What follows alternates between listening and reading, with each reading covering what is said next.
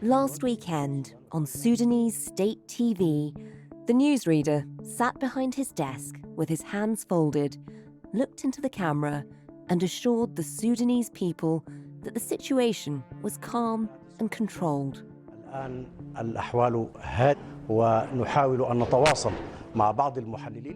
in the background, gunshots could be heard, and they grew louder and louder. Until mid-sentence, the broadcast cuts off. 3 years after the revolution that brought down the Sudanese dictator Omar al-Bashir, the country has once more been plunged into turmoil. A power struggle is now going on as two generals are at war over who should control the country. One is the head of the army and the de facto leader of Sudan, and the other, until recently, was his deputy, who controls a powerful paramilitary group of his own. And it's the people of Sudan who are now caught in the crossfire. Medical supplies are running out, water and electricity supply are running out, the shooting over our heads. With fighter jets overhead and the sound of heavy bombardment ringing out across the capital, people are trapped in their homes as ordinary neighborhoods have been turned into a war zone. You know, and okay, I don't know if you can hear this, like some bombs going off in the background. Okay. Today is the 7th day of fighting. Every attempt at a ceasefire has failed. Hundreds have died and thousands are injured, and those who can are fleeing. Japan is preparing to evacuate its nationals from Sudan. Other evacuation plans have been difficult to orchestrate as foreign diplomats have been attacked. The government of Uganda has started taking crucial steps to ensure the safety of its citizens there. So who are the two generals fighting over Sudan, and how did they emerge from the country's blood-soaked history? And what do Russian mercenaries and vast hoards of gold have to do with the current conflict? You're listening to Stories of Our Times from The Times and The Sunday Times. I'm Manveen Rana. Today, a tale of two generals. What's going on in Sudan?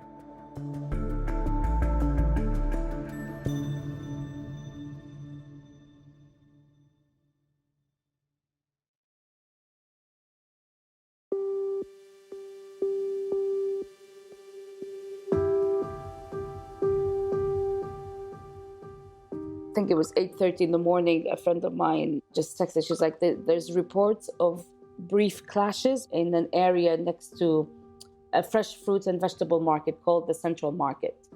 Just be wary. That's all the message was. And then half an hour later, boom, literally around us everywhere. We could just hear the bombardment and the bullets flying. So it went from being a clash between a few troops to just being spread out all over the city within half an hour. My name is Dallia Abdelmoniem. I'm a Sudanese citizen. I'm in Khartoum, Sudan. I'm a baker and I'm also a political commentator on Sudanese issues. Dallia's bakery, Dunyat Dallia, is in Al Amarat, one of the most prestigious neighborhoods of Sudan's capital, Khartoum. When we spoke to her, she was in the same neighborhood, trapped in her home because of the fighting. I'm in an area called Amarat, which is very close proximity to the airport. So geographically, I think we're in the southern side of Khartoum. And it's the hub of the clashes because the airport is a very strategic infrastructure to control, of course. And then at the same time, the militia has been establishing bases inside residential neighborhoods in the capital. And one of those neighborhoods is literally a 5-minute car drive from where I live. So from the start, we've been caught in the middle of it, and there's not much we can do. And what does that mean for you? I mean, is there fighting outside now? Can you leave? Can you leave your home? No, we can't. Even when they've had like 3 hours of safe passage, A ceasefire. yeah, they had them for the past 2 days. We couldn't use it because they were continuously fighting. The safe passage was from 4 to 7 p.m. We're still fasting because it's Ramadan, and we break our fast around 6 o'clock. So we'd be getting ready to break our fast, and we can still hear the bombardment going on. So there was no safe passage for us. We couldn't go get supplies. There's been looting in our neighborhood, in our area of the supermarkets, the corner shops. Dallia, for you, what does that mean? I mean, do you have supplies? Do you have food? Do you have We do everything you need? We do. We're trying to be smart, and we're rationing our use of water, our use of food, because we don't know when next we'll be able to get anything. But at the same time, no one is in the mood to eat anything. We barely break our fast. We drink water, and that's it.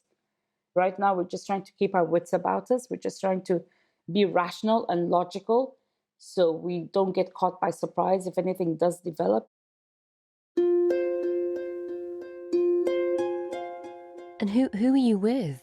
My family, my mother, brother, his wife, my nephew and nieces. We're around 10 people in the house. And if you can't leave to get more supplies, I mean, how many more days could you cope with so many people in a house? Maybe 5, 6, maybe a week.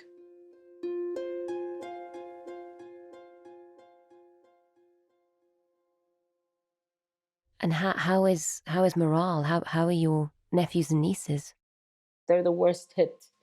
They literally jump at every single sound.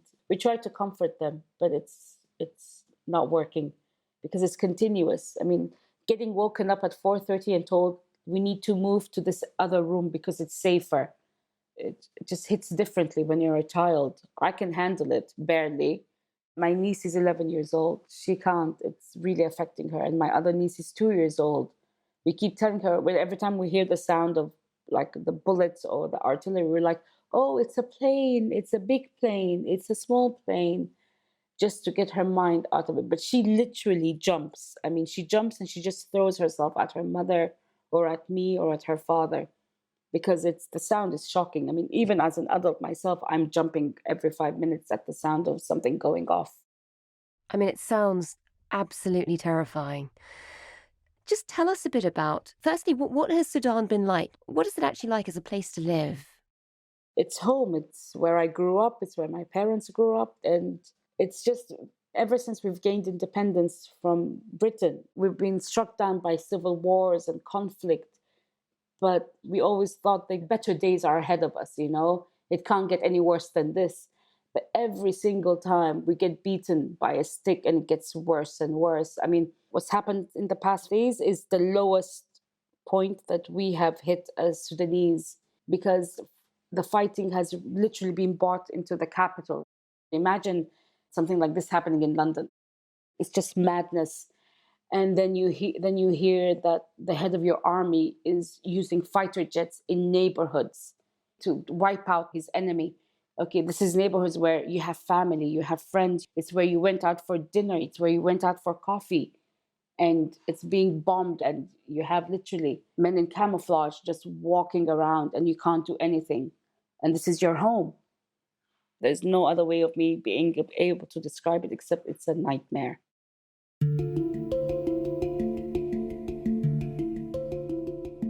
Just give us a sense of how we've got here. So this is now a struggle. You've got the head of the army using fighter jets in ordinary neighborhoods in order to take down his enemy, who until recently was his deputy. These are two generals at war with each other in Khartoum.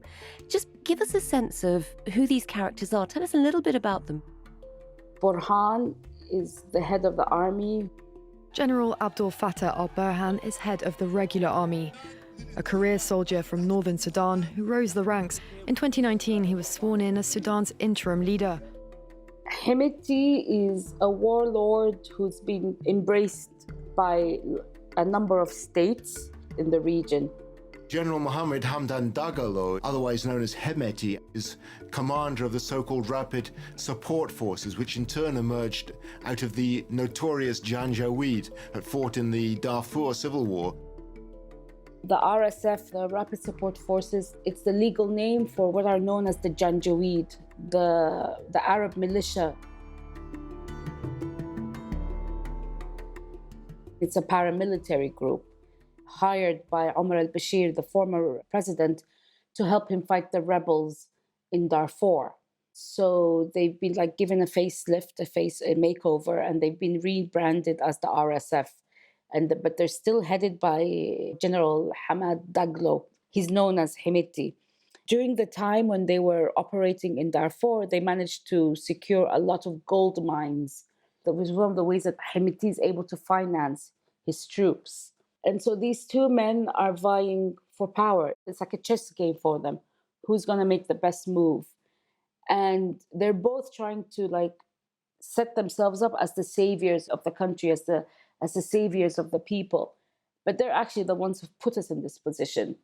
These are power-hungry individuals who do not care about the welfare of their people. They care about who ends up being in control.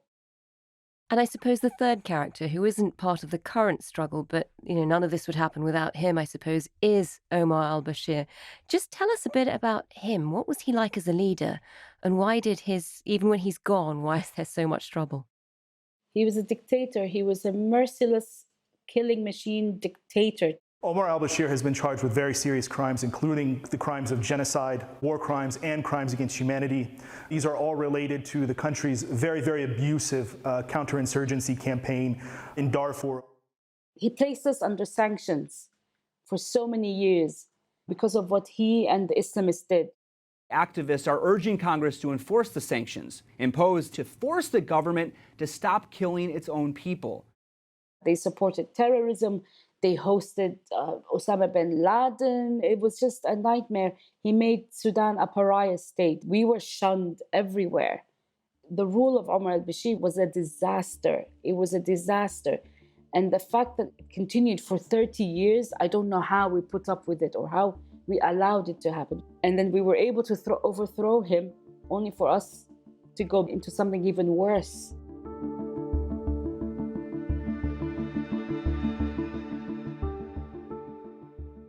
Dallia, take us back to that moment, because in 2019, when Omar al-Bashir, after 30 years of dictatorial rule, 30 years of oppression, he was overthrown. And to be honest, a lot of the world was quite surprised by how it happened and how peaceably it seemed to happen. Just remind us what happened back then and what followed. The people took a stand. We didn't wait for the politicians. The people just realized enough is enough. In April of 2019, the 30-year reign of Sudan's Omar al-Bashir came to an end. Like previous Sudanese leaders, he was finally toppled by the army, which sided with the people over the president. And it grew from being very small protests, like a handful of people, to seeing literally the whole country out protesting. And in a way, Omar al-Bashir was the unifying factor because everyone was against him. It was after that, that's when the cracks began to appear, because that's when partisan beliefs began to emerge, like from this party or that party. And it's where individual opportunists began to strike out, wanting to have a piece of the pie. So having all come together to get rid of Omar al-Bashir, you're stuck with working out who runs the country afterwards. And how do we get them all to work together in unison? Because before, they all had one common enemy, which was Omar al-Bashir, and now he's gone. And then no one ever thought, okay, what's going to happen afterwards? Because no one thought we could actually reach that point. And why did the military and the militias end up being such a big part of how the country was run? So RSF and the army, they've had like an uncomfortable alliance, but one that suited both their interests. So it suited their interests during the revolution. RSF joined with the military to overthrow long-ruling autocratic leader Omar Hassan al-Bashir in a coup. So they were able to like maneuver and get themselves seats at the table in terms of the civilian government. The Sudanese military has set up a transitional military council to rule the country for 2 years. Tens of thousands of protesters marched in celebration on the streets of Sudan as the news broke that al-Bashir's authoritarian rule has ended. And then it suited their purposes when they decided to oust the civilian government. This was the second coup they'd carried out together. 2 years ago, the two generals removed the civilian part of the joint military-civilian government and took over themselves, promising that elections would eventually follow.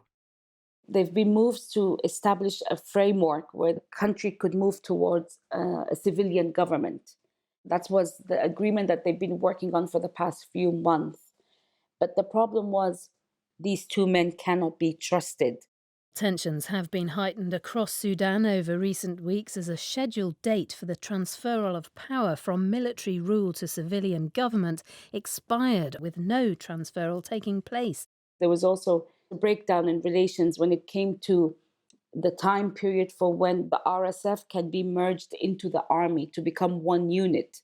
There's now a standoff between the RSF and the head of the army over the timetable for the change. And then, of course, who will be in charge? Hemeti wanted 10 years. The army wanted 2 years as a time frame. And that was the breakdown. There was other reasons, but that was one of the biggest issues between the two.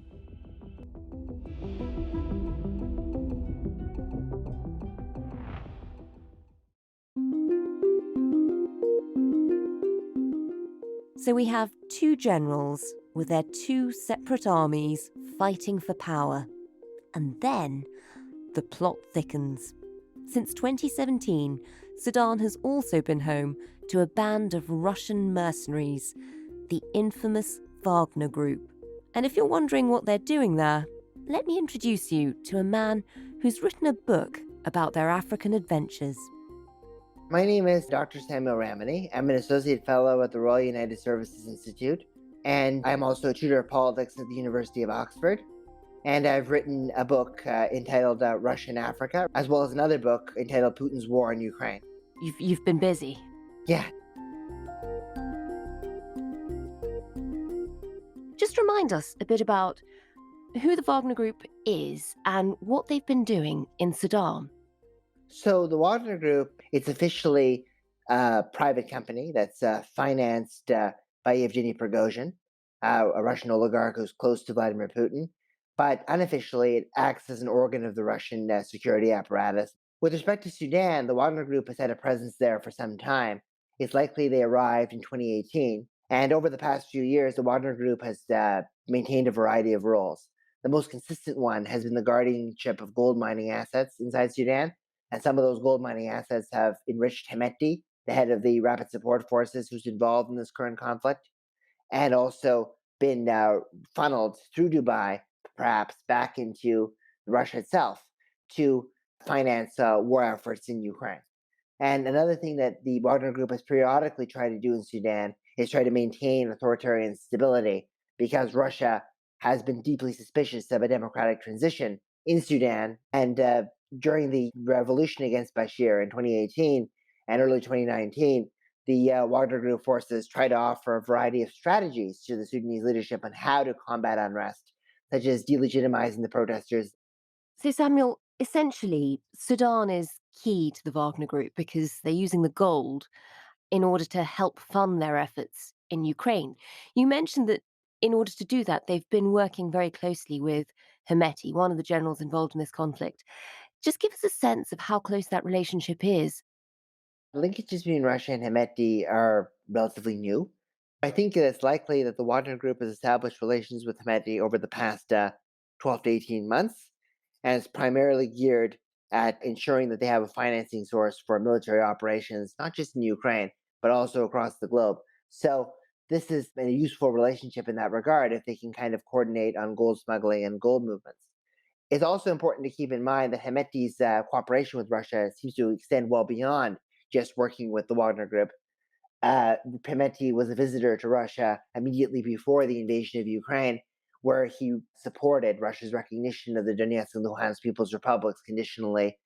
and also held discussions about everything from wheat shipments and economic investments to the Red Sea. General Mohammed Hamdan Dagalo Midi held a press conference. He said that the Russian naval base will be established in the city of Port Sudan in the Red Sea. And Samuel, how much do we think they've contributed to the current chaos? Have they had any role in what's turning into a civil war? There's been some speculation, obviously, that Wagner Group instructors have been supporting him, but I would be very careful at overestimating Russia's role. Russia's relationship with Sudan is strategic. It's lasted for well over 2 decades. Because of that strategic interest, it wants to balance all sides to make sure that it's in touch with the winning party.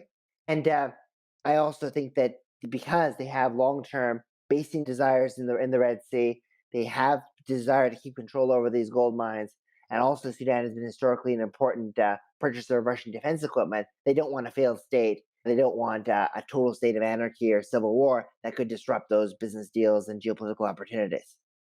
And obviously, Russia isn't the only country that has interests in Sudan. How much do you think the current civil war is about political ambition, or actually about sort of almost a proxy war between some of these foreign interests? This conflict is at heart local. Burhan and Hemeti, even though they were jointly power brokers, have never had a positive relationship at all. And over the past year, we've seen them court other international patrons. So Hemeti visited Russia. Burhan made a subsequent visit to the UAE. So they are vying for rival international patrons, but that's because they're looking for external support. It's not necessarily a proxy war in the sense that external powers are just using Burhan and Hemeti as pawns. We may see some partiality from some external powers, one side or another. The Russians and the Emiratis for Hemeti, Egypt, Turkey likely for Burhan. But most of the international players have, at least in their rhetoric, talked about de-escalating this. So that's why I think the international dimension is important, but we shouldn't overblow it at the expense of what is really a local fight, and a fight between two very power-hungry and very ruthless personalities.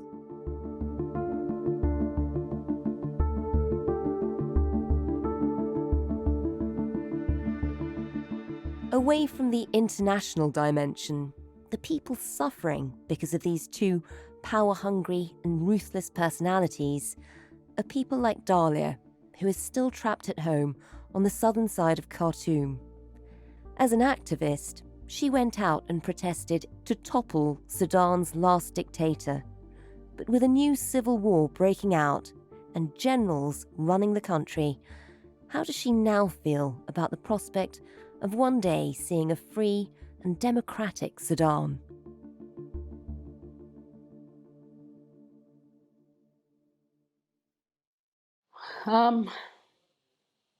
At this moment right now, that's just a dream. But I think we've hit the nadir, the rock bottom of what we can hit as a nation, as a country, as people. What will you do? Will you stay there? Will you try and leave? I personally would not leave, but I would look into my mother, for example. She's elderly, and the younger kids in the family, maybe. But I don't think I would leave. We can't leave when the going gets tough. And Dallia, I understand you used to run a bakery. Is that something you think you'll be able to get back to anytime soon? I hope so. I mean, baking makes me happy. Cakes and muffins, they make people happy. So I hope I can get back to it. I mean, I was planning to. Once Ramadan was over, I was going to start again. I mean, it's my work. It's what I enjoy. It's what I love to do. And it's been taken away from me. Just like so many other things have been taken away from so many other Sudanese. But I'm a glass is half full type of girl. So I'm really optimistic that we can all start rebuilding this country of ours and just move forward. That's all I can ask for at this moment in time.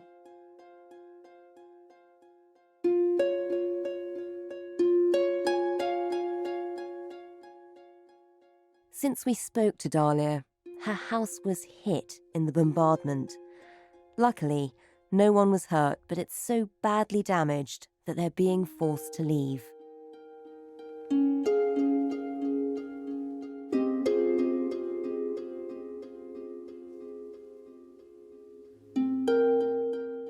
You've been listening to Stories of Our Times, a podcast brought to you thanks to the subscribers of The Times and The Sunday Times, with me, Manveen Rana, and my guests, Dallia Abdelmoniem, baker and Sudanese political commentator, and Dr. Samuel Ramani, Oxford academic and author of Russia in Africa. The producers today were Olivia Case and Priyanka Deladia. The executive producer is Kate Ford, and sound design was by David Crackles. Thanks for listening. See you tomorrow.